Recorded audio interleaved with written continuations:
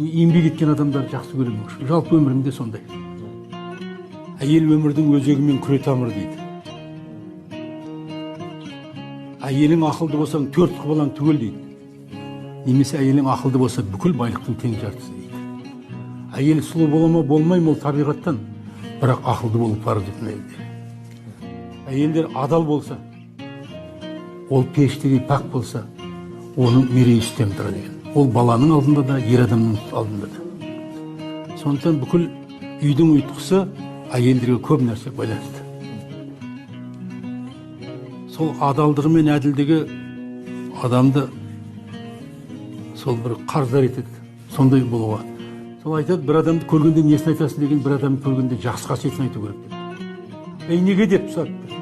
Жақсылықтың қадамы ұзақ, бара жері алыс депті. Арамның адымы қысқа, бара жері жоқ депті. Ол адам ондай емес шығар десе айтты. Егер ол адам ондай болмаса, сондай болуға қарыздар депті. Жақсылықтың қадамы ұзақ, бара жері. Жақсылық деген қандай деп сұраса айтты. Жақсылық деген ол ауыр нәрсе дейді. Құдықтан суды тартып алғандай депті. Жамандық деген не? Жамандық оп-оңай нәрсе. Шеректегі суды төге салғандай депті. Ал енді жалпы келін болғаннан кейін үйдің түтіні түзу шықсын дейсің. Ілмектен сілмек таға берсең, жағдай қиындай береді. Келіні бар адамның бір көзі көріп, бір көзі көрмеу керек дейді. Бір құлақ естіп, бір құлақ естімеу керек. О не деген сөз? Бұл қарилер біреу 3 түрлі болады дейді, біреу 2 түрлі болады. Қазыналы қария, қазмұр қария деген болады екен. Даланың қазынасы мал дейді екен, үйдің қазынасы қарт дейді екен.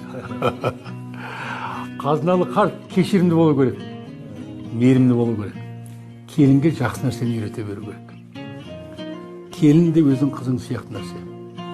Келіндеріміз бізге жақсы немере тауып берді. Келін түссе бізді шақырады. Бірақ мен анандай бәле тұрған жерде отырылмаймын.